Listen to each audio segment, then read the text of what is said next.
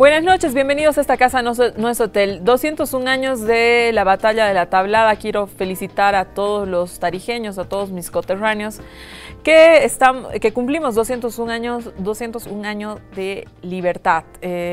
Tarija libre, Tarija, muchas felicidades por este aniversario. Lula, lo anunciábamos la anterior semana. Lula hace 8 días ya preso, un tema que ha dividido definitivamente a Brasil, unos muy contentos del encarcelamiento, otros miles, millones han salido a defender a Luis Ignacio Lula da Silva después de un discurso épico. Muchos militantes del Partido de los Trabajadores impedían que Lula se entregue a la Policía Federal, sin embargo lo hizo. Y a partir de eso nacen muchísimas preguntas. El fin del Partido de los Trabajadores, el inicio de una nueva era, un Lula que en sus propias palabras ya no es un humano, sino más bien una idea política, una idea de lucha. El encarcelamiento de Lula da Silva en toda la región ha despertado muchísimas pasiones. Nos preguntamos, ¿un encarcelamiento injusto? Realmente se ha saludado la institucionalidad de Brasil, pero ¿hasta qué punto se puede decir que esa institucionalidad ha respondido de igual manera en todos los casos? Son algunas de las preguntas que esta noche nos hacemos, y para analizar y hablar de Lula da Silva hemos invitado esta noche al sociólogo Nicolás Laguna. Nicolás, bienvenido a esta casa, a nuestro hotel. Como siempre es un gusto tenerte. Buenas noches, Susita, y un saludo a todas las tarijeñas y tarijeños que están de aniversario.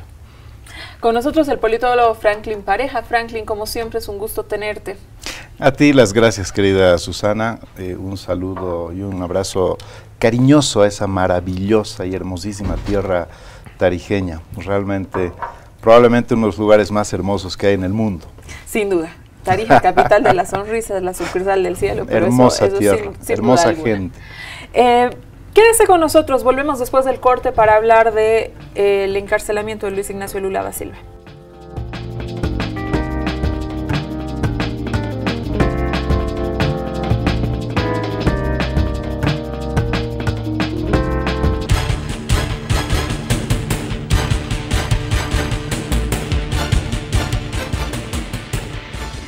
Volvemos para hablar del encarcelamiento de Luis Ignacio Lula da Silva. En el corte, Franklin me decía que Tarija es uno definitivamente de los lugares más hermosos que ha conocido. Y por supuesto, en esta mesa coincidimos. Todos, ahí hay un acuerdo generalizado, que Tarija es uno de los lugares más bellos del mundo, sin duda alguna. Bueno, yo quiero entrar en materia, en temas no tan hermosos como Tarija, y preguntarte a ti, Franklin, el tema de Lula ha dividido Brasil, ha conmovido a la izquierda de la región, ¿no? Y lo que quiero empezar preguntando es si desde tu perspectiva ha sido un proceso justo, si se cuentan con las pruebas suficientes para tener tras las rejas a Luis Ignacio. Yo creo que Lula ha trascendido solamente esta visión dicotómica de decir izquierda y derecha. Es un hombre admirado de una manera no solamente brasilera, sino global, porque es un líder que ha demostrado tener la capacidad de hacer una gestión sin tensionar su país. Se ha llevado muy bien con todos los estratos sociales de Brasil, ha logrado un desempeño económico muy importante, con lo cual no ha tenido tensión ni confrontación con los sectores conservadores, ha logrado sacar de la pobreza 30 millones y más en realidad, ha logrado reducir la brecha de la desigualdad, siendo que Brasil era uno de los países más desiguales del mundo, y por lo tanto se ha posicionado como un buen presidente a nivel global, reconocido, ya te digo, no solamente por presidentes progresistas en el mundo, sino también por, inclusive Barack Obama lo ha alabado, ¿no? Cosa que este hombre se ha convertido en un ícono a nivel global. Por lo tanto, es una pena Y pues resulta muy complejo decir, este hombre con todos esos palmarés en la espalda, ¿será capaz que pueda entrar a la cárcel? Es profundamente injusto. Como un hombre que ha hecho una gestión tan importante, un hombre que ha tenido un concepto de la justicia social y que lo ha practicado y ha logrado transformaciones estructurales, ¿este hombre va a entrar a la cárcel? Pues sí, señor, este hombre entró a la cárcel, porque sucumbió ante lo que han sucumbido casi en la historia latinoamericana en la corrupción. Y no es solamente Lavallato, porque hay que entrar un poco más atrás, al mensalao, que era una forma en la cual se sobornaba a casi el 80% de su Congreso, y posteriormente Lavallato, que es un consorcio de empresas que se benefician del dinero de Petrobras para sobornar campañas electorales, no solamente del oficialismo, sino también de la oposición, engordar una élite de empresarios. Y lamentablemente ese mito que tú dices ya ha trascendido más allá del hombre, sino el lulismo ya forma parte de una corriente de pensamiento en Brasil. Hay una resistencia popular a que un hombre de esa talla pues ahora esté tras las rejas. Franklin, la defensa de Lula señala que ese departamento, que ese triplex que Lula hubiera recibido de coima, nunca se ha probado, ¿no? Nunca se ha podido establecer fehacientemente que este departamento sea de Lula. Es que yo creo que ese es un argumento, es tan inconsistente el argumento, porque tú no puedes pensar, para empezar, de que Lula está en la cárcel por el triplex, ¿no? Esa es la punta del ovillo. Indudablemente que en asuntos técnico-jurídicos tiene que haber una prueba y tiene que haber una cosa específica. Hoy por hoy es el departamento, pero además hay más de 10 investigaciones abiertas contra Lula. Pero son investigaciones, donde hay otras... otra vez, son investigaciones que están abiertas, ¿no?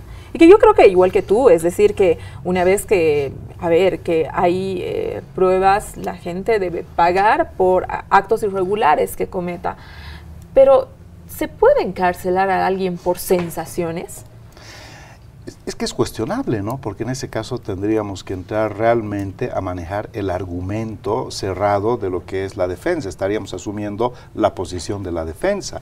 Un institucionalista podría decir, ya ha tenido sentencia en primera etapa, lo que ha presentado es un habeas corpus que lejos de atenuar la sanción o anular la sanción de primera instancia, más bien la ha incrementado, porque ahora de 9 son 12 años, se ha rechazado, y las perspectivas de que eso vaya hacia atrás es muy poco probable, porque además aquí hay un punto de inflexión, y esta es la visión política también, que si Lula sale exculpado de todo esto, prácticamente toda la investigación de Lavallato se debilita, y hay más de 190 condenados en esta investigación, donde no están solamente los del PT, están inmersos casi el 40% en este momento de parlamentarios, una gran cantidad de empresarios, políticos de alto perfil. Propio Temer.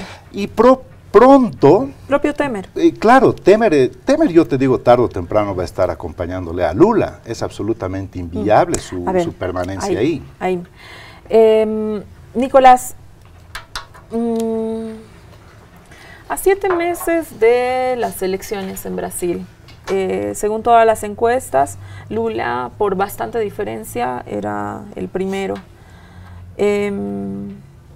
Partidarios de Lula señalan que era decisivo para la oposición sacarlo de la carrera electoral. ¿Tú coincidirías con la militancia lulista que señala que esto es un hecho meramente electoral?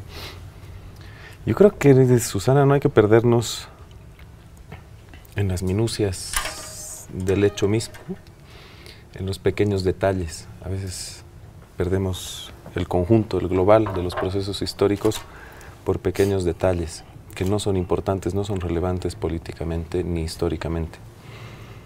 Brasil es un país que, a diferencia del resto de los países de América Latina, se forma como un imperio.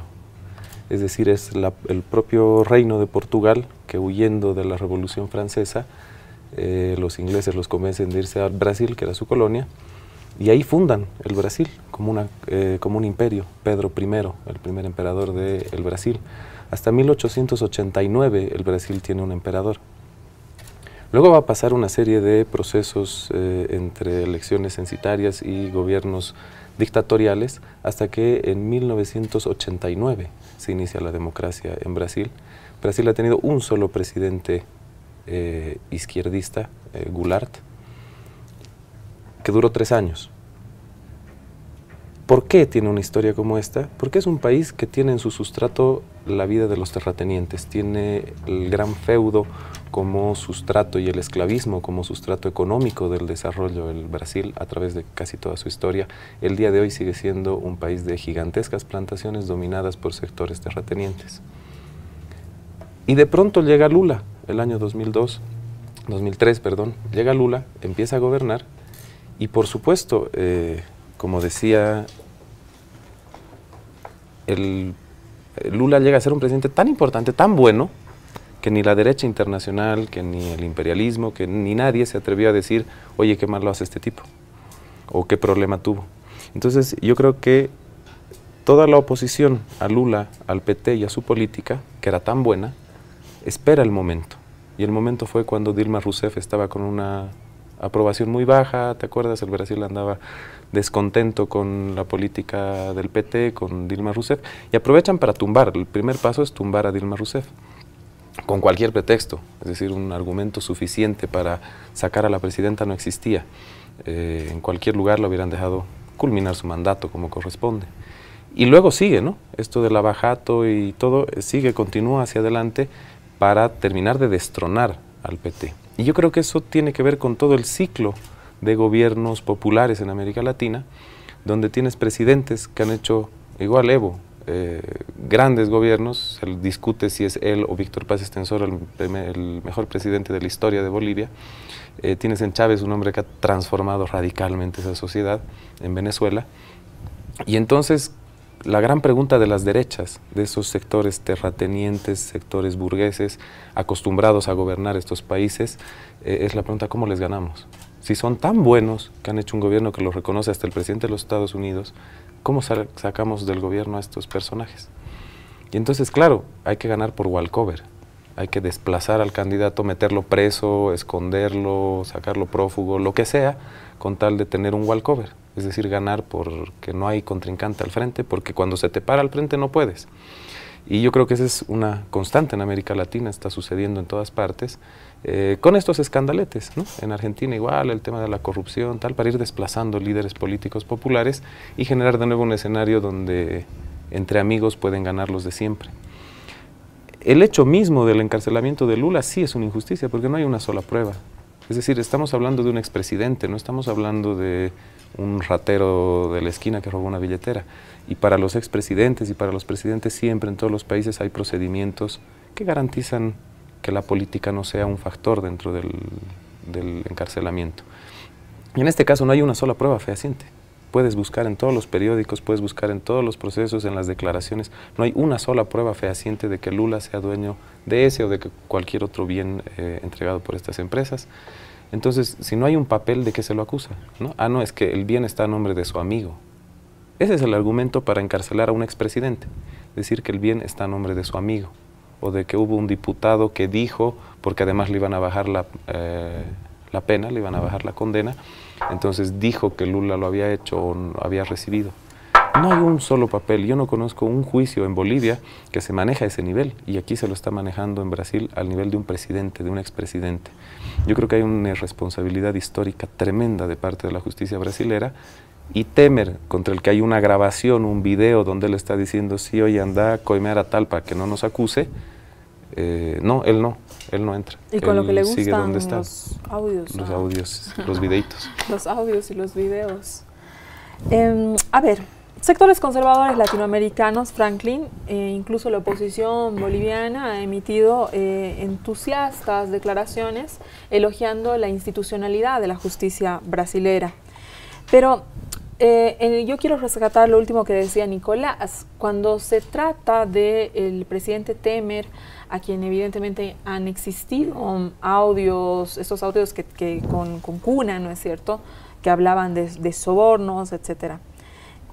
pareciera que la justicia no se ha activado de la misma manera. También hay temas con el caso de Odebrecht, mismo que tú señalabas, propio Temer involucrado, muchos congresistas involucrados, donde la actuación de la justicia brasilera pues definitivamente no es la misma. Un presidente como Temer, que tiene 95% de rechazo de los brasileros, decenas de parlamentarios enjuiciados, ¿no? Y se condena a Lula. ¿Qué dices sobre esto? Porque más allá de las creencias de que puede uno intuir que existen pruebas, etcétera, no se está actuando con la misma, pareciera, ¿no?, que no se actúa con la misma vara contra todos. No, yo no estoy de acuerdo con que no existen pruebas, de que esto es una gran injusticia, de que pobre Lula, un hombre de esa talla. Estamos hablando de los intocables, eso no existe. Primero que hay que diferenciar muy bien que el impeachment es un juicio político que ha sido activado por el Congreso y donde quienes han determinado la destitución de Dilma Rousseff no ha sido la justicia ordinaria en el Ministerio Público, sino el Congreso brasilero. O sea, la arquitectura jurídica es diferente. Segundo, el gran problema en el Brasil es la fragmentación política, la atomización. Hay una cantidad tan grande de fuerzas políticas, tan atomizadas, que en el caso brasilero, para dar viabilidad a tu gestión, lamentablemente, siendo Lula no es un teócrata, pero como quieren construir una leyenda de Lula, Lula es tan ser humano como todos, tiene tantas debilidades y lamentablemente se ha encontrado con un Congreso tan fragmentado que han tenido que recurrir a las mismas prácticas de toda la historia republicana.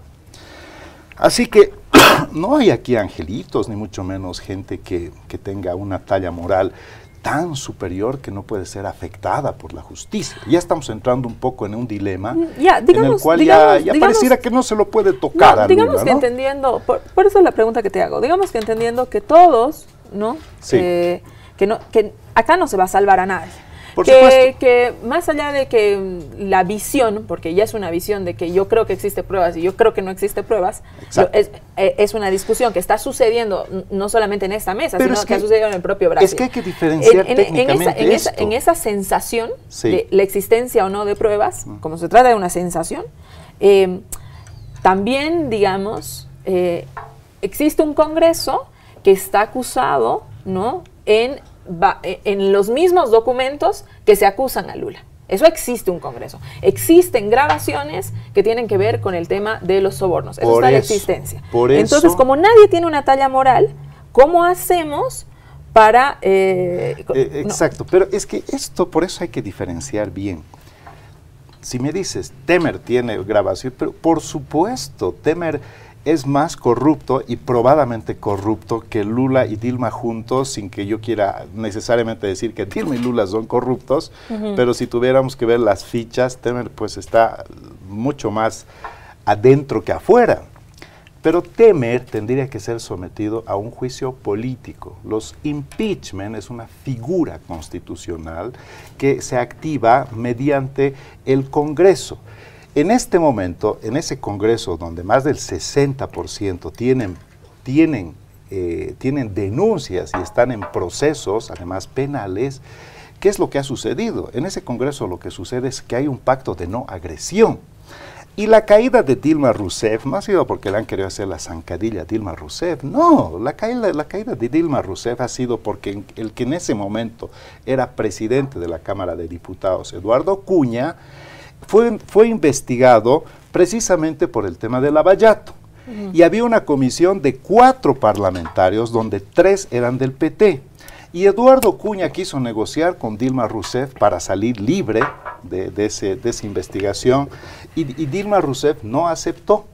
Entonces Eduardo Cunha le activó el impeachment con el apoyo, claro. Le devuelve el favor. Y fue por eso que finalmente Dilma Rousseff cayó. Pero no hay que tratar de mezclar las cosas, porque a Temer le va a llegar en algún momento la activación por el caso, o mejor dicho, por el Ministerio Público. En este momento, la investigación de Lavallato no es contra Lula.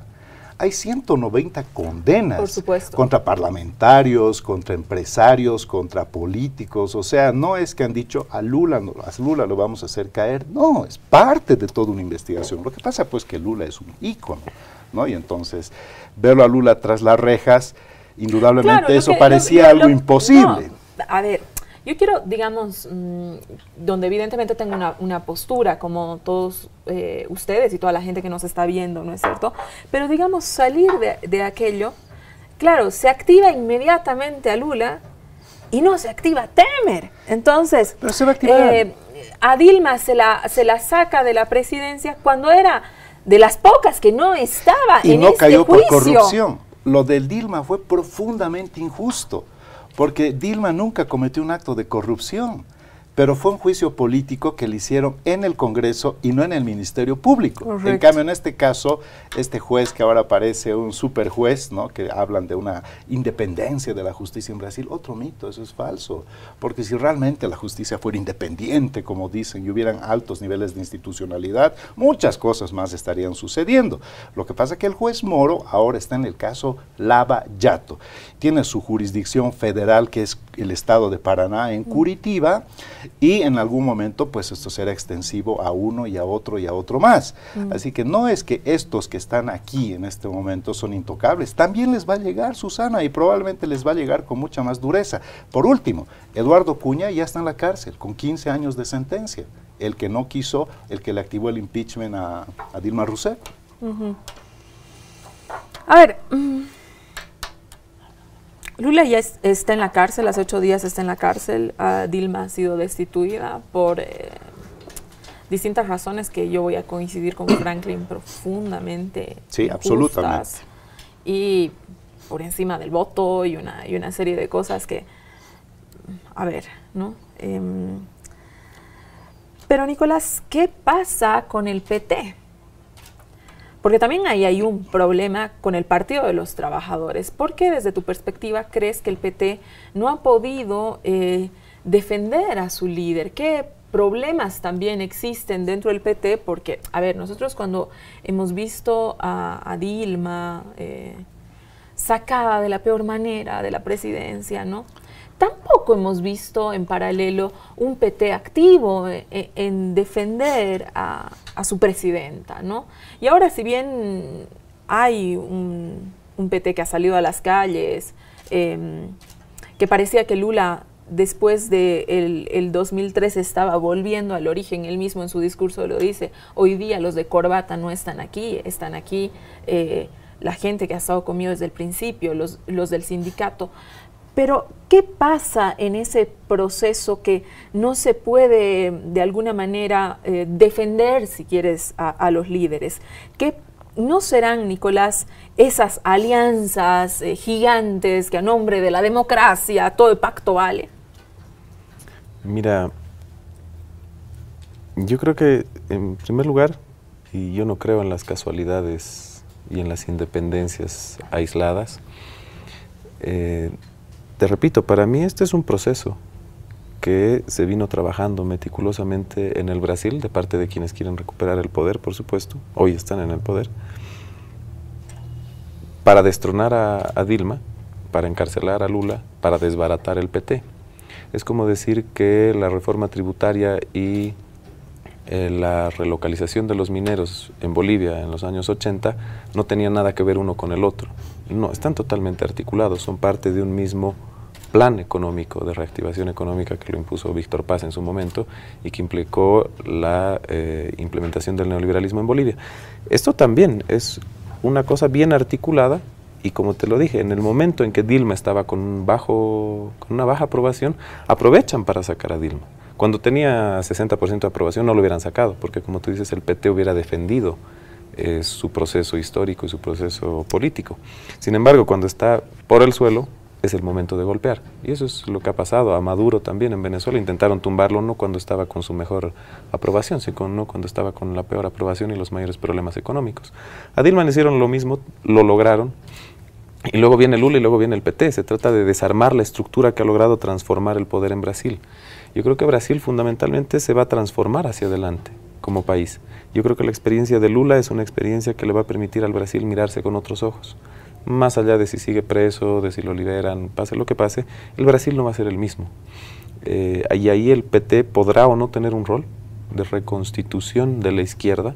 Hay que reconstruir la izquierda en el Brasil, ha sido duramente golpeada, y el PT puede o no ser, y tendrá que aprender también las lecciones de la historia, ¿no? Creo que Lula, Dilma, en esas alianzas para lograr acceder al poder, hicieron alianzas con sectores con Temer. Burgueses, con Temer, con partidos centro-derecha. Quizá fue la única vía que encontraron. Lula ya había perdido 3 elecciones, ¿no? Entonces quizá encontraron una fórmula de llegar quizá un poco apresurados al poder, y aprenderán de esa lección. Como izquierda, como movimiento social, como movimiento popular, tendrán que aprender lo perversas de estas alianzas, ¿no?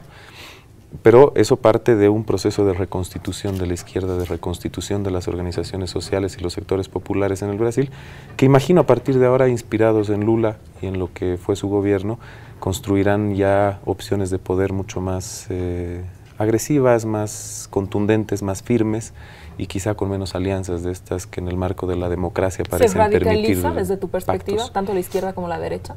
Yo creo que no puedo darte una opinión sobre eso porque sería adivinar. Yo creo que sí, cada quien de la experiencia de lo sucedido va a tomar sus propias lecciones, su propia interpretación, derecha, izquierda, y yo espero que la izquierda asuma una reconstitución, reorganización, reinventarse, reimaginarse, a partir ahora sí de una inspiración, de un momento que yo creo que en el Brasil es un punto de inflexión histórico. Franklin, Lula estaba liderando las encuestas. Está liderando. Está, claro, con un... El PT no lo ha descartado y es más, ya lo han inscrito, entiendo que hoy o la próxima semana, pero va a ser así. A ver, existe un amplio margen entre él. Habrá que ver qué es lo que sucede con la candidatura. También hay otra corriente que dice que ya por temas institucionales y normativos no podría acceder a la candidatura, más allá del deseo del PT. Así es. Habrá que ver qué es lo que sucede con ese tema. Pero, digamos, en caso de que él quede fuera de la carrera electoral, el primer líder que le sigue es Bolsonaro. Jair Bolsonaro, sí. Jair Bolsonaro. Machista, homófobo, en palabras textuales señala que prefiere que su hijo muera en un accidente antes de que sea gay, ultraconservador, antiboliviano, antimigrantes. ¿Crees que este personaje tenga chances de llegar a la presidencia en octubre en Brasil? Bueno, en la teoría del juego todas las probabilidades están abiertas, sería un gran retroceso, porque, ¿sabes, Susana? A Lula no lo puedes comparar ni a los gobiernos, ni a los presidentes progresistas de la región de esta década, no se los puede poner todos en la misma bolsa. Lula no es como Kirchner, Lula no es como Chávez, Lula no fue como Correa, Lula fue Lula. Tuvo una virtud mucho más grande que todos estos líderes de la región. Por eso mismo inclusive era un ícono, líder de líderes. A Lula le han reconocido la talla de presidente y de estadista, no solamente los sectores afines ideológicamente, sino los sectores no afines. O sea, realmente la talla de Lula es diferente.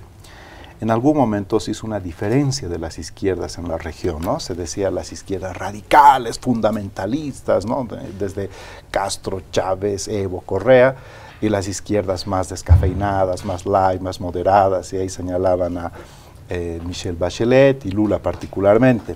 Yo esa lectura no la manejo de esa naturaleza porque es otra vez entrar en ese juego de decir los buenos y los malos. Ahora, ¿quiénes son los buenos y los malos de la izquierda, no? No. Lula fue un gran estadista y además en un país extremadamente complejo, porque Brasil es un país pues extremadamente complejo, no es como gestionar un país de 10 partidos. Brasil tiene más de 60 partidos en su Cámara de Diputados. Realmente eso hacía que casi era un hecho de que en buen plan, negociando, concertando, no ibas a lograr viabilidad, porque además, lamentablemente, debe tener una de las clases políticas más decadentes y corruptas del mundo. Ese era el escenario de Lula. Lula, a diferencia de los Kirchner, no amasaba para él. Lula gestionaba para darle viabilidad al PT y tuvo finalmente que nomás entrar en un plan de soborno con el Mensalao y de alianzas con las corporaciones privadas. ¿Para qué? Para financiar campañas, para financiar políticos, en fin. A tal punto que el triplex no está a su nombre, pero vive ahí. Es bien interesante, ¿no? Decir, no, pero esto no es mío, no está mi nombre, no está en papeles, eso ya es mucha ingenuidad.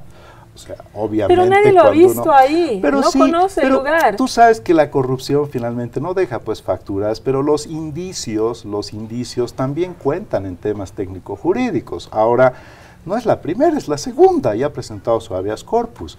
No voy a entrar en una discusión de qué bueno o qué mal es la justicia brasilera, porque ya te digo, yo no coincido cuando dicen, no, esto demuestra que el nivel de institucionalidad de la justicia brasileña es magnífico. No, hay una investigación, hay un juez que es atípico, Sergio Moro, y que además este juez no puede entrar en contradicciones internas. O sea, está investigando el Lava Jato y es caiga quien caiga. Porque si Lula salía exculpado de esto, se caía la investigación del Lava Jato. Por eso también es extremadamente complejo este caso en particular. Entonces, ¿no? hay que sostener a Lula para que se sostenga toda la investigación. Probablemente si vamos a ese razonamiento, en alguna medida no hay que sostener ni hay que meterlo a Lula, sino que hay que terminar realmente de evidenciar y de probar en justa medida todo lo que se ha hecho. Y tampoco se puede suponer de que no tiene absolutamente nada que ver. O sea, ¿tú crees que el primer hombre de ese país no va a estar enterado de que hay una cantidad increíble de tráfico de influencias, de corre, de ida y vuelta, de contubernios? O sea, eso tampoco yo creo que puede llegar al momento de decir, Lula es pristino, inmaculado, sacrosanto, no, de ninguna manera, y por lo tanto es un hombre que está por encima del bien y del mal. Pero justamente en ese razonamiento, Franklin, no sé, es decir, un hombre que tenía al alcance manejar contratos millonarios en serio, sí. Millonarios, multimillonarios de verdad. Uno, escucha los contratitos que hay en Bolivia y esos son cualquier cosa, claro, frente a los contratos. La escala es diferente. Claro, frente a los contratos que hay en Brasil. De verdad, el sobornito es un triplex en un barrio venido a menos. Claro. Por eso te decía al principio, no podemos pensar pues que por el triplex realmente está ahí, es la punta del ovillo. O sea, imagínate si vamos a pensar que eso está completamente fuera de escala, ¿no? En Brasil hablan de miles de millones, en otros países, en la Argentina y Colombia hablan de cientos, en Ecuador hablan de decenas y en Bolivia hablamos de millones. O sea, varía un poco en función de la escala del país también, precisamente por el volumen de capital. Pero a ver, para cerrar mi idea, si este domingo fuera las elecciones, Lula gana las elecciones sobrada y holgadamente. Por lo tanto, ese es un candidato ganador de entrada. Y la única forma de que Lula no sea presidente en octubre es sacándolo del ruedo de esta forma. Después, de cualquiera de las formas, es presidente. Su popularidad no ha bajado, ha subido. Ahora uno se pregunta, ¿por qué?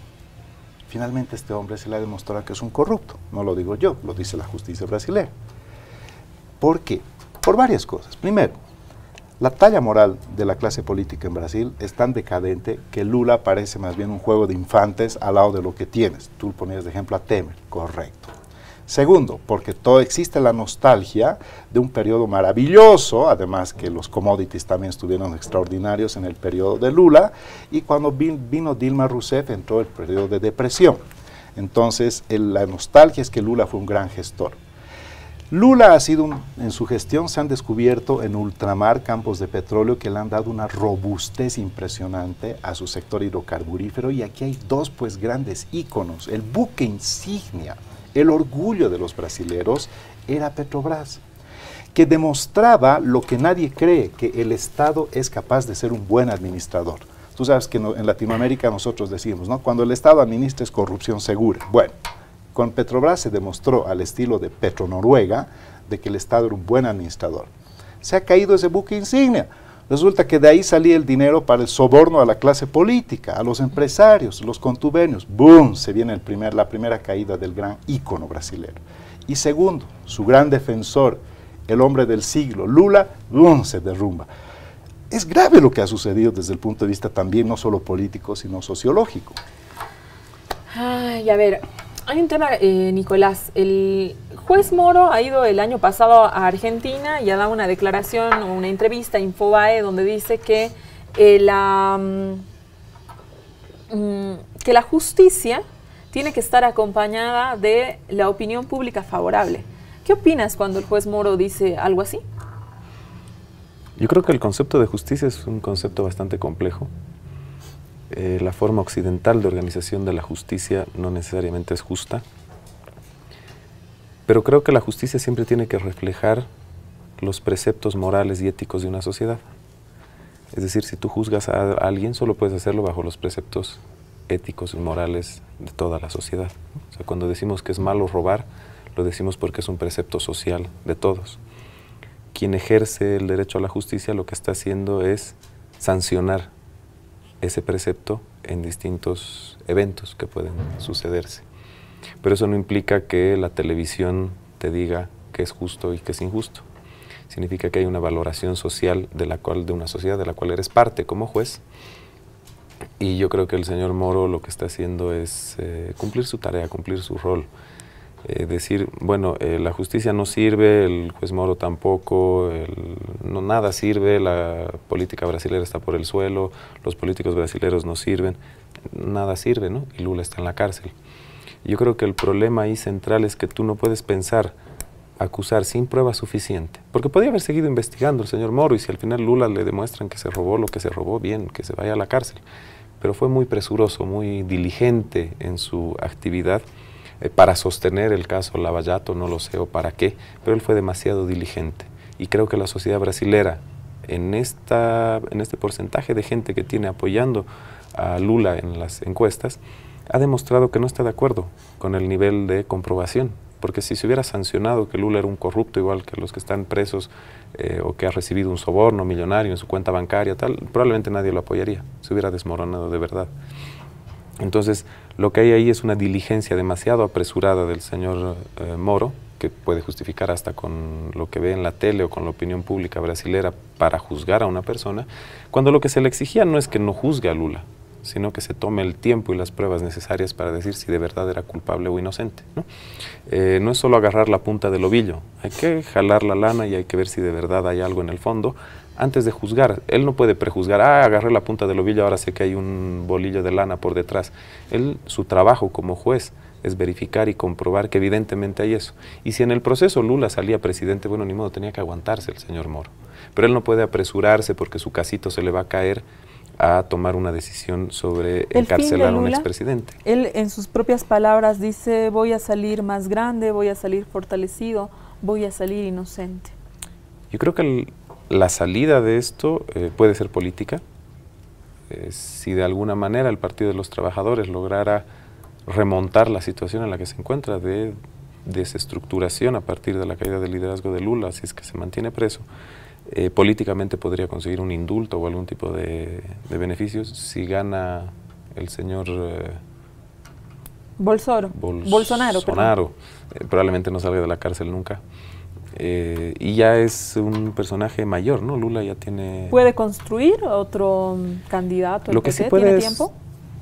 Eso nunca se sabe, ¿no? Hay candidaturas que aparecen de la noche a la mañana, personas jóvenes, a veces interesantes, que pueden construir. Yo creo que pueden construir y tienen a un líder histórico preso, pero un líder histórico que puede jugar ese rol desde la cárcel también, ¿no? Él puede ser un líder histórico y una referencia simbólica del Partido de los Trabajadores, es lo que debería tratar de ser a partir de este momento, porque hasta las elecciones no va a salir y según toda la ley brasileña no puede participar de las elecciones, ¿no? Entonces yo creo que ahí tiene que haber un proceso de reestructuración, ojalá rápido, y pudiera permitir una salida política para Lula de la cárcel, y si no, nada, tiene que construirse hacia el mediano plazo un proyecto político de izquierda en Brasil. Bueno, yo les quiero agradecer a los dos por haberme acompañado esta noche en esta primera parte de Esta Casa No es Hotel, donde sin duda alguna queríamos hablar de qué es lo que sucede en Brasil y qué es lo que sucede específicamente con Lula da Silva. Gracias Nicolás, gracias Franklin por haberme acompañado esta primera parte.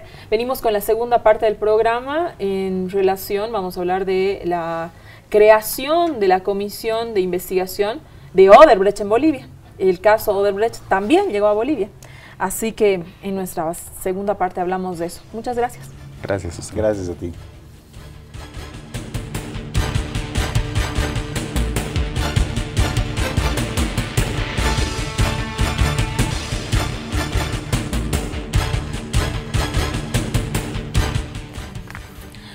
Volvemos a esta casa, nuestro hotel. Estamos en la segunda parte de nuestro programa. El escándalo de Odebrecht ha llegado a Bolivia. La anterior semana, como lo hemos anunciado, hemos visto al presidente Evo Morales, que en persona pide que se conforme una comisión de investigación.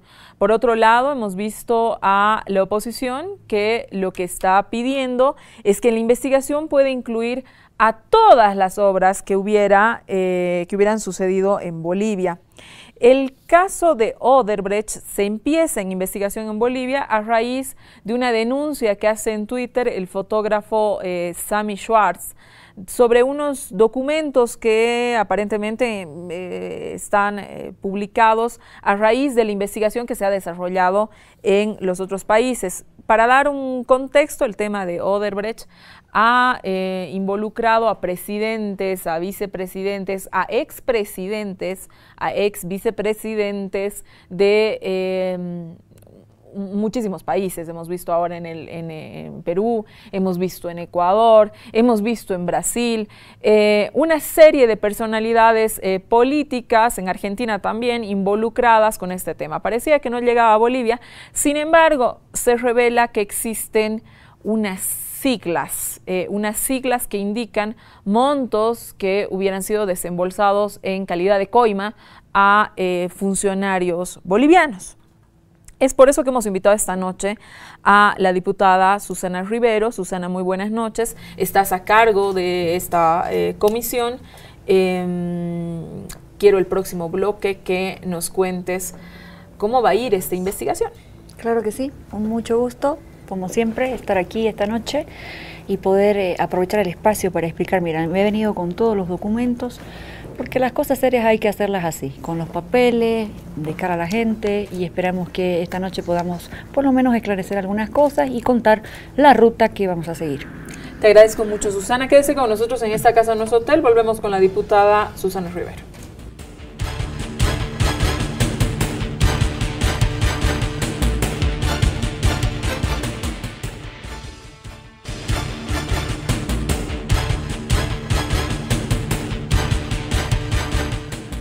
Volvemos a esta casa, nuestro hotel, que esta noche estamos con la diputada Susana Rivero. Susana, tú estás a cargo de la comisión que investiga y yo quiero que empecemos de una manera didáctica y por supuesto resumida, ¿no? Para que la gente pueda entender de qué se trata el caso Odebrecht, que también es conocido como el caso Lavallato. ¿Cómo se opera? ¿De qué montos estamos hablando? ¿De qué se trata este caso que ha repercutido en el mundo? Bueno, muchas gracias, vuelvo a decirte, y la verdad es que esta es una operación gigantesca y una investigación con juicios de carácter multinacional. Yo he traído acá los documentos, me gustaría mostrarte, porque esta investigación en Estados Unidos se ha llamado el caso Odebrecht.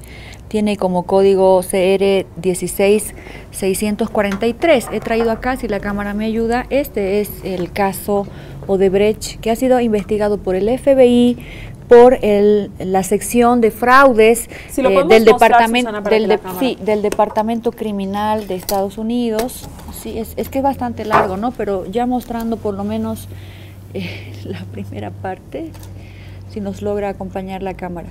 Bueno, este caso, en la investigación en Estados Unidos con el código 16643, es también una confesión que hace los personeros de Odebrecht, donde ellos, negociando su disminución de la pena, de su sanción, deciden aportar las pruebas y deciden contar absolutamente todo. Entonces, este juicio, iniciado en Estados Unidos con nombre Odebrecht, he traído aquí firmado por ellos. Aquí ustedes van a encontrar las firmas Fíjense, está por Odebrecht quien firma, está el Departamento de Justicia de Estados Unidos, en fin. Entonces, este caso es el que involucra, y aquí mismo en el documento, a muchísimos países. No es que Bolivia no haya estado mirando lo que estaba pasando en esta investigación internacional, pero en esta investigación, en este juicio que se lleva adelante en Estados Unidos, aquí les podemos mostrar, se vincula a estos países. A Angola se dice que se le dio 50 millones de dólares, todo esto es en millones de dólares. A Argentina, 35 millones de dólares. Estoy leyendo del propio documento de investigación y que motiva el acuerdo entre Odebrecht y Estados Unidos.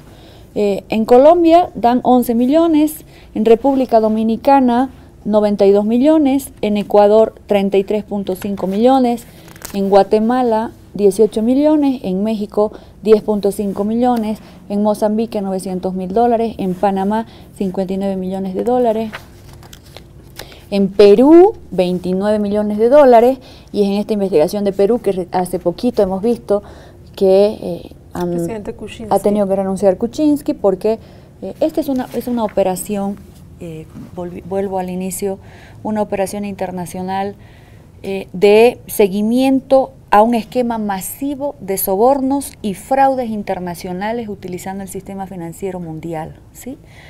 En esta investigación que acabo de mostrar, que ha vinculado a 13 países, incluido Estados Unidos, está Angola, Argentina, Colombia, Ecuador, Guatemala, Mozambique, Panamá, Perú, República Dominicana, Venezuela y Brasil, en ningún momento vincula a Bolivia, a absolutamente nadie de Bolivia, ni persona particular, ni gobierno alguno, ¿sí? El Departamento de Estado de Estados Unidos, que es la gente especializada, más esta unidad de fraudes de la oficina criminal, más los fiscales especializados, asesoran en Brasil también, en el que en Brasil se conoce como caso Lava Jato. ¿Por qué se llama Lava Jato en Brasil? Porque estaban investigando unos lavaderos de autos y ahí en la investigación ven movimientos financieros extraños. Les parece extraño a ellos que en autolavados de autos muevan tanto dinero, y entonces agarran a uno, detienen al financista de esa operación, y resulta que este señor empieza a contar que lo que hacía era lavar dinero de Petrobras, y también detienen inmediatamente a Costa, que era el director de abastecimiento de Brasil. Ahí empieza en Brasil el caso.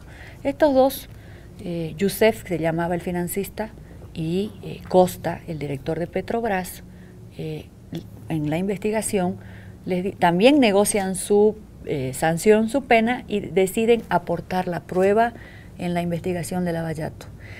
A estas alturas, Susana, eso ya el país lo conoce perfectamente y en el mundo entero, en el caso Lava Jato de Brasil, hay 123 políticos, solo en Lava Jato de Brasil, 123 políticos y empresarios ya condenados con sentencia, 193 acuerdos para que los delatores entreguen prueba y aporten esas pruebas y digan a quién le han entregado los sobornos. Han habido 954 órdenes de registro, lo que nosotros llamamos acá en Bolivia allanamientos, ¿no?, de domicilios donde se incautan cosas, ¿sí? Y 118 mandamientos de detención temporal. Este es un poco el antecedente. Estamos hablando de sobornos, de utilización de empresas fantasmas para sobornar, de movimientos financieros internacionales utilizando cuentas del exterior.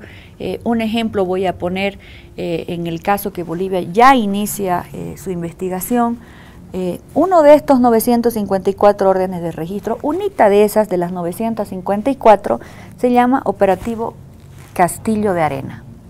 Y es el único, hasta hoy día, el único documento con prueba que sí señala que 17 pagos han venido a Bolivia a 3 ciudadanos o ciudadanas, no sabemos todavía, con las siguientes iniciales, y voy a mostrar enseguida el documento. Justo sobre eso. Pero en esta investigación, como les digo, primero en el contexto internacional, yo sé que hay mucha gente nerviosa, que hay mucha necesidad de involucrar incluso al presidente Morales, pero imagínate, estos juicios, tanto en Estados Unidos llevados por el FBI, como en el propio Brasil, con asesoramiento inclusive del FBI de Estados Unidos, donde ya tienen un montón de sentenciados, lo único que vincula a Bolivia es el informe de la Policía Federal brasileña, que lo tengo aquí también si me ayudan a filmar, de la Policía Federal, del Ministerio de Justicia y de la Superintendencia Regional de San Pablo.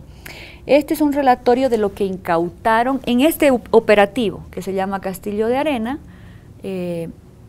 como es un caso muy grande, el Lavallato, están investigando políticos, el ex vicepresidente de la Cámara de Diputados en su declaración menciona a un señor que se llama Giaviani Bianchi, y es a este señor al que le incautan un pendrive, así dice el informe, acá lo tengo, pendrive, nosotros conocemos como flash memory, un pendrive, y en el pendrive encuentran todas las pruebas, el seguimiento, las fechas, los movimientos de plata, cómo depositaban a una cuenta en Estados Unidos y de ahí rebotaban a cuentas en Bolivia, y quiénes eran las personas que supuestamente eran sobornadas. Se publicaron unas siglas, Susana. Primero el fotógrafo Sammy Schwartz, luego publicaciones que hizo el periódico El Deber, que los funcionarios han sido identificados como C. Morales, CM y una más, CG. GG. Sí, el martes yo he hecho una conferencia de prensa y he repartido en CDs los dos documentos que te muestro acá y que aprovecho tu programa. El caso de Estados Unidos, para que lea todo el país, y la investigación con la prueba que nos aporta la Policía Federal de Brasil en este operativo. Y aquí vamos a empezar por la página 6. En la página 6 de esta información oficial del Brasil, que está aportada en juicio, nos dice... ¿Podemos mostrarla, por favor? Muchas gracias. Departamento Policía Federal, el código del informe UADIP, bueno, es bastante largo, y aquí nos dice que, explica en la introducción, dice BOL, y en su significado, Bolivia, Roboré el Carmen. Esto quiere decir que todo lo que menciona este informe, las pruebas que aporta, se refieren a los pagos por sobornos que han hecho en Bolivia por la carretera Roboré el Carmen. Bueno, resulta que el inicio de todo el trámite del montón de decretos en Bolivia para esa carretera empieza el año 2004. Hay un decreto de agosto, hay otro de octubre de 2004, después en febrero enseguidita otro decreto, muchos decretos, pero este informe, vuelvo al origen, nos dice que cuando dice BOL se refiere a Bolivia, Roboré el Carmen, y aquí en la página 37 aparece el primer nombre. O sea, 17 pagos hay aquí. 17 constancias de pago a Bolivia, con ese código BOL, Roboré el Carmen. Pero los nombres que aparecen, está en la página 37 del informe. Aquí está un pago a Perú, un pago a Bolivia, y un pago a Angola, y un pago a Venezuela. Y en el pago a Bolivia se establece que $18.750 Bolivia, entre paréntesis la sigla BOL, referente a la obra Roboré relacionada a la persona de nombre C. Morales. Y aquí también dice, se destaca que en la información que sería la parcela 16 de un total de 24. Es decir, parcela llaman ellos a la cuota. Ellos van mencionando las cuotas. Cuota, en tal fecha pagaron la cuota 12, en tal fecha la cuota 15, en tal fecha la cuota 14, en tal fecha la cuota 16. Aquí están hablando de C. Morales con un pago de la cuota 16. La siguiente inicial que aparece está en la página 101 del informe. Si la sacas para la muestras en la cámara. Claro que sí. Bueno, acá está. También lo hemos escaneado, el documento para mayor comprensión. Como está chiquitito ahí no se puede ver. Aquí está, por ejemplo, el de la página 37, lo hemos agrandado, ¿no? Aquí está bien clarito, dice Roboré, entre paréntesis C. Morales, ¿sí? Este que estoy mostrando ahora, dice el documento, aquí está el documento, estoy sacándolo del anillado, es el mismo que lo hemos agrandado, y dice, primera mitad, segunda mitad, Bolivia, Roboré el Carmen, un total de bueno, ambos pagos son de $46.667 a GG-SNC. Y la tercera inicial que aparece está en la página, casi al final de nuestro informe. Es un informe de 284 páginas. Aquí está, en la página 274, que también lo hemos agrandado. Aquí este es el informe de la Policía Federal Brasileña y de su Ministerio de Justicia, y aquí está, hemos agrandado. Y aquí dice, Roboré, ¿a quién han pagado ACM? A él le han pagado las parcelas 17 a la 24, es decir, 8 parcelas, 8 cuotas, por un valor de 18.750 cada una, es decir, $158.000. Y el informe relata, aquí está el propio informe, no es un invento mío, de la comisión o de alguien, un informe oficial aportado en juicio de esta investigación monstruosa internacional donde todos los países están colaborando. Dice que el documento arriba relaciona 2 valores vinculados a Roboré en Bolivia, totalizando 158.000. El primer valor de 150 sería por las 8 parcelas y con valor individual de 18.750. Escuchen esta parte. Este pagamento, dice el informe en la página 274, este pagamento estaría relacionado a la sigla CM. Y el informe dice, no lo digo yo, aquí sí lo pueden filmar, dice, posible beneficiario no identificado hasta el momento. O sea, ¿qué es lo que tiene que hacer nuestra comisión de investigación? Teniendo ya esta prueba, habiendo rastreado el mundo, habiendo leído el informe de Estados Unidos, habiendo revisado los informes de estos países que ya están en investigación, los 12, donde está Perú, Venezuela, Ecuador, Brasil, todos, habiendo hasta hoy día, digo, puede ser que siguiendo el hilo de esto encontremos otra cosa, pero hasta hoy la única prueba que vincula a Bolivia es este informe de uno de los operativos donde agarraron la prueba, que es el pendrive, más una computadora que señala con nombres, con estas iniciales, los pagos y lo que le corresponde a Bolivia para iniciar la investigación es saber quién es CM. ¿Cómo van a determinar eso, diputada? Mira, vamos a activar, porque son investigaciones internacionales, el seguimiento de la Unidad de Investigaciones Financieras. Ellas tienen un convenio en el mundo, se colaboran entre todas y también con la Procuraduría para rastrear las cuentas. Este informe menciona cuentas bancarias, es decir, a la persona a la que le han encontrado el pendrive, ¿sí? El Yavina Bianchi, que había sido además director de Camargo Correa, a este señor habrá que preguntarle su pendrive. Él nos tendrá que decir a quién le ha pagado y a través de quién le ha pagado. También le vamos a preguntar a la secretaria del señor Yavina Bianchi, que es la que tenía la computadora, la secretaria. Decirle, señora, ¿quién es CM? ¿Quién es C. Morales? ¿Y quién es CC? Porque estas son pruebas de gente sobornada. No estamos hablando, vuelvo a decir, de las carreteras, los kilómetros de la carretera. Estamos hablando de sobornos, estamos hablando de movimientos ilegales de plata, estamos hablando de utilización de cuentas fantasmas, de empresas fantasmas para sobornar. Esa es esta investigación. Y lo otro que vamos a hacer, vuelvo a decir, por eso menciono la Unidad de Investigaciones Financieras, este informe, el único informe que vincula a Bolivia y a estas 3 personas con iniciales mencionadas, menciona varias cuentas bancarias. O sea, una cuenta en el exterior que transfería plata a una cuenta en Bolivia, del Banco Nacional de Bolivia. Y ya lo dice aquí el informe. Lo que tenemos que hacer es saber de quién era esa cuenta y cuál era su movimiento financiero. Es decir, hay que rastrear a estos delincuentes mencionados en este informe de la Policía Federal que han, según la prueba aportada y según la investigación ya realizada en Brasil, han recibido sobornos en Bolivia por la carretera Roboré El Carmen, que vuelvo a poner en contexto los primeros decretos que empiezan a instruir la urgencia de la construcción de la carretera, porque el primer decreto del señor Mesa dice en 120 días licite, contrate, enseguidita hacen otro para dividir los tramos, enseguidita hacen otro para acomodar los términos de referencia y para autorizarle al servicio de caminos que lo haga.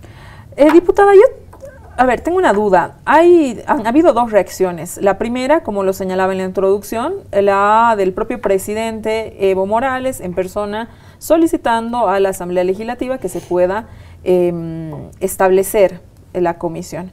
Pero existe una segunda reacción, que es la de la oposición, que señalan que se investiguen todas las obras que se hicieron con la empresa OAS. ¿Por qué no se incluye a OAS en la investigación, diputada? Es bastante sencilla la respuesta y mira vos los nervios que hacen que se manipule y se distorsione.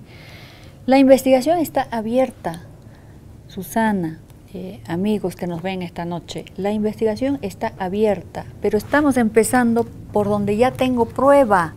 Les vuelvo a decir, he empezado por el juicio de Estados Unidos, el que terminó el FBI, implicando a 12 países con los que ya se fue Kuczynski, con los que está procesado el vicepresidente Glass de Ecuador, con el que está investigado inclusive los expresidentes de Colombia, Uribe, e incluso el actual presidente, con el que está incluso investigado Lula y ahora detenido. Este es revisado y no hay nada con Bolivia. He revisado Lavallato en Brasil y lo único que hay es este. Recién empieza la investigación, Susana, amigos, y empezamos por lo que ya tiene prueba. Estos son juicios que llevan abiertos desde el 2004, ya hay sentenciados en muchos países, ¿sí? Lo que nosotros hacemos es empezar por el que ya nos tiene prueba. Vamos a hacer el requerimiento de la información, tanto a Estados Unidos como a Brasil, para incluso hacer una pregunta abierta, si hay alguien menciona a Bolivia, además de esta prueba. Pero ya hemos revisado hasta acá, hemos estado haciendo seguimiento, volveremos a hacer la consulta. Yo creo que es más un deseo de la oposición de que el presidente haya recibido alguna de estas cosas, ¿no? Lo cierto es que ni el FBI lo nombra a Bolivia, mucho menos al gobierno en su investigación, ¿no? Por este manejo irregular de cuentas. Vamos a ir a preguntarle al señor Yaviani Bianchi y a su secretaria, que son los que tenían las pruebas en su poder, y por supuesto a la policía brasileña, al Ministerio Público, al Ministerio de Justicia. Les vamos a ir a preguntar y vamos a ir a traer las pruebas porque necesitamos saber quiénes son estos, los sobornados en Bolivia. Los sobornados en Bolivia, CM, que está en la página 274, el GG, que está en la 101, y el C. Morales, que está en la 37, pero vuelvo a decir, aquí en esta investigación, en este operativo donde se incautan el pendrive y la computadora, 17 veces se reportan pagos a Bolivia, 17. Y los nombres que aparecen son estos 3. Aquí no aparece otra gente, pero les vuelvo a decir, la investigación arranca. Diputada, la oposición ha señalado que no va a participar en la comisión de investigación. No me quedan muy claras las razones por las que no va a participar, pero el hecho es que han salido y han dicho que no van a participar. ¿Cómo influye en este trabajo? Es decir, ¿cómo influye que la oposición no participe de cara a que se pueda tener credibilidad sobre la comisión? Bueno, yo no puedo explicar las razones que tiene la oposición, ¿no? Es bastante obvia la razón que tiene la oposición. A la oposición no le gusta la verdad, la oposición no quiere leer estos informes, la oposición quiere usar los medios para enredar todo y para que nunca lleguemos a estos nombres. Pero hay que ver qué oposición también, Susana, porque la comisión tiene integrantes opositores. Ellos seguramente, al igual que nosotros, tendrán que comprender. Yo he estado leyendo todos estos días, hace una semana ya, porque es pues difícil comprender, o sea, uno no entiende de dónde aparece este informe, uno no entiende por qué tantos años de juicio y tantos detenidos en Brasil, qué tiene que ver el caso de Brasil con el del Perú, qué tiene que ver el del Perú con el de Estados Unidos. Es un caso complejo, es una investigación, vuelvo a decir, transnacional, ¿sí? Lo que la oposición, alguna oposición, insisto, interesada como siempre en que nosotros no investiguemos lo que tenemos que investigar, o que no le interesa hacer las cosas bien, esa oposición quiere enredar esto. Esa oposición, yo he estado escuchando, le quiere decir a la gente que tenemos que investigar cuántos kilómetros de carretera hubieron de todas las empresas que se construyeron en Bolivia. Y lo que nosotros estamos investigando son sobornos. Es otra cosa, digamos. Son sobornos. Si se hubieron o no hubieron sobornos en Bolivia. No nos interesa a nosotros investigar presidentes, expresidentes, porque estas son fechas. Esta es una carretera que inició su trámite en el gobierno de Carlos Mesa. Nosotros tenemos que saber quién es M, porque es el que recibió el soborno. Tenemos que saber quién es C. Morales, que es el que recibió el soborno. Tenemos que saber quién es GG de SNC. No importa quiénes sean, no importa a quién le caiga. Los sobornos son la irregularidad. Y este es un hilo conductor por el que empezamos a introducirnos en la investigación. Diputada, a ver, usted señala que los pagos se han parcelado, ¿no? Se han dividido en 17, 24, no sé, de todo lo que ahora mismo nos ha señalado cada uno de los distintos pagos. Pero hay pagos finales hechos en el 2006 y en el gobierno de Evo Morales. Sí, claro, pero usted si se fija en el documento, vuelvo a decir, no lo digo yo, lo dice el documento habla de cuotas y los pagos últimos son de la cuota 17 en adelante. Entonces, ¿en qué año se pagó la cuota 1, la cuota 2, la cuota 3, la cuota 4, la cuota 5, para que el 2008 se haya pagado la cuota 24? Eso es lo que tenemos que averiguar. A ver, estamos hablando de un caso, como usted lo ha señalado, de megacorrupción sumamente complejo, que trata de miles de millones de dólares, que ha involucrado a muchísimas personalidades. En Ecuador se ha llegado a identificar quienes han recibido los sobornos. Lo mismo ha pasado en el Perú, se ha identificado con nombres y apellidos. Lo mismo está sucediendo ahora mismo en el Brasil, nombres y apellidos, personalidades políticas que están yendo a dar a la cárcel. Y la pregunta, diputada, es si Bolivia realmente va a llegar a esclarecer quién es C. Morales, quién es CM y GG. O sea, que han salido ya estas siglas, estos tres nombres, estas tres siglas en los medios de comunicación, pero nos interesa que usted nos pueda indicar, está la investigación. Entonces ustedes se están basando en un informe, se basan en un segundo informe. El tercer, digamos, paso para tener muy claro quiénes son estas personas, ¿cómo se va a hacer? O sea, usted nos ha dicho, vamos a ir, vamos a llamar, se pide formalmente documentos, usted va a viajar, va a hacer entrevistas. ¿Cómo se va a hacer esta investigación que pueda dar en Bolivia? Evidentemente usted señala que es solamente una partecita, que es una cosa chiquitita dentro de una investigación gigante. Se da, ¿cómo va a desarrollar la investigación? ¿Hay la posibilidad que en ese marco de esta investigación se abran otras cosas? Sí, le vuelvo a contar, la comisión lo que hará es pedir estos informes de manera oficial y preguntar si en todo lo que ya han investigado, si hay alguna vinculación con alguien en Bolivia, porque hasta hoy día lo que se ha revisado no la hay. Entonces vamos a hacer la consulta oficial vía Procuraduría, vía Diplomática, vía Unidad de Investigaciones Financieras. La segunda cosa será visitar a estos señores. Estos señores están detenidos, están en la cárcel.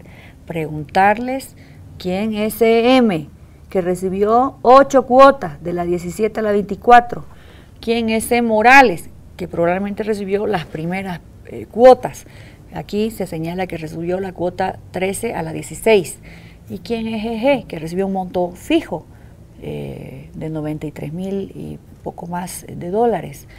Eso es lo que tenemos que hacer. O sea, como yo te estoy diciendo, vamos a pedir que nos informen si hay algo más, pero también vamos a poner las cosas en su lugar, ¿no? Si hay nombres, además de este informe, en cualquier otro informe, sea en Perú, sea donde sea que se mencione, vamos a seguir ese rastro también. La comisión ha sido abierta para investigar 6 meses. Si se necesita más se ampliará, pero estamos en los primeros pasos y no es raro que la gente se ponga tan nerviosa, porque estamos trayendo ya pruebas. No es una investigación que va a empezar Bolivia de manera autónoma, solita, de cero. Estamos hablando de que hasta el FBI ha investigado a todo el mundo. En Brasil, incluso el expresidente Lula ya está detenido. Sí, está una investigación muy avanzada a nivel internacional. Y entonces, por eso yo creo que hay mucho nerviosismo en Bolivia. Los opositores quieren a toda costa desviar la atención para otro camino, porque no estamos hablando aquí ya de indicios, estamos hablando de pruebas. Este es un documento de prueba, este es un documento que da fe de que tienen el cuerpo del delito, que es el pendrive, que tienen la computadora. Se presentó un mail, diputada.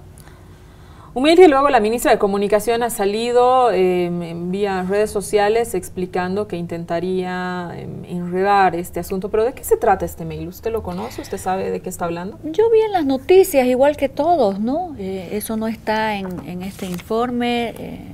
No sé si será correcto o no el email, pero el email no habla de ningún soborno. Ni siquiera si fuera cierto el email, ¿no es cierto? Usted lo leyó, Susana, ahí dice, nos reunimos varios, Lula, creo estaba Lula, alguien más y Evo no le interesa nuestro proyecto, así dice el propio email, ¿no es cierto? O sea, voy a poner un par de ejemplos. En Bolivia se reúne todos los gobernadores con sus empresarios, en el Beni se reúne el gobernador con los ganaderos, el presidente Evo se reúne con la ACAO, la CAINCO, nos reunimos con las confederaciones de empresarios privados, nosotros mismos los asambleístas nos reunimos con los empresarios. ¿Y eso está mal? ¿Eso es un delito? No.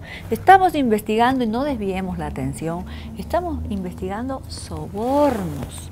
Estamos investigando dinero, plata, movimiento ilegal de dinero, dinero que alguien haya recibido para hacer un favorecimiento. Eso es un soborno. No que yo te amiga conocida de la periodista y politóloga Susana Bejarano, no que yo sea conocida de un empresario en Bolivia o extranjero o el que sea. Estamos investigando hechos ilegales, estamos investigando soborno. Y el soborno es te pago para que hagas A, para que me favorezcas. Ese es un soborno. Y estamos partiendo de la prueba que ya tenemos.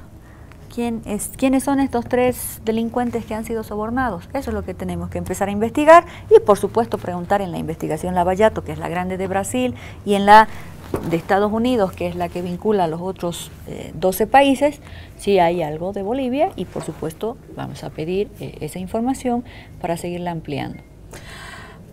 Diputada, yo le quiero muchísimo agradecer que haya estado esta noche con nosotros. Sé que se ha venido de varias otras cosas que tenía que hacer, entonces le quiero de verdad profundamente agradecer que esta noche nos haya contado un poco de la complejidad de esta investigación, ya que es una investigación internacional, involucra a muchos países, ha involucrado a muchas personalidades políticas y desde esta Casa Nosotros, por supuesto, que le vamos a dar seguimiento a que nos vaya contando quién es Morales, quién es M y quién es GG, porque definitivamente nos interesa saber cómo va el rumbo de esta investigación y si la investigación, lógicamente, se amplía a otro tipo de escenarios, también vamos a estar pendientes.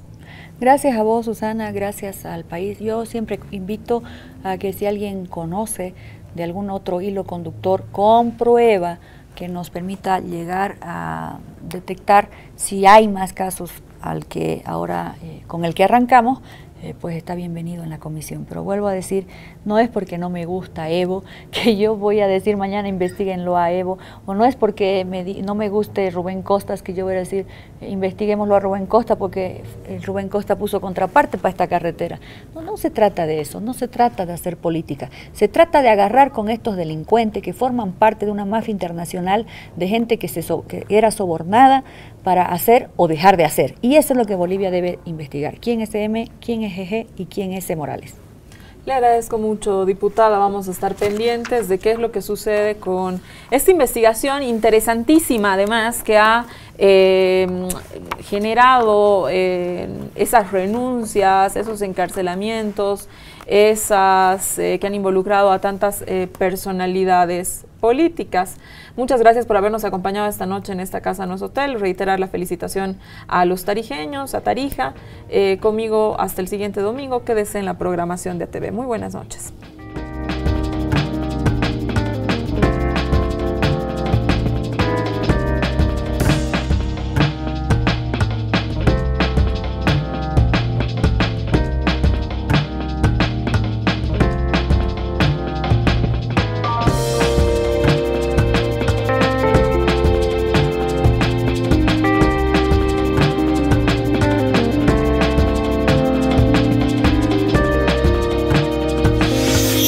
Esta casa no es hotel.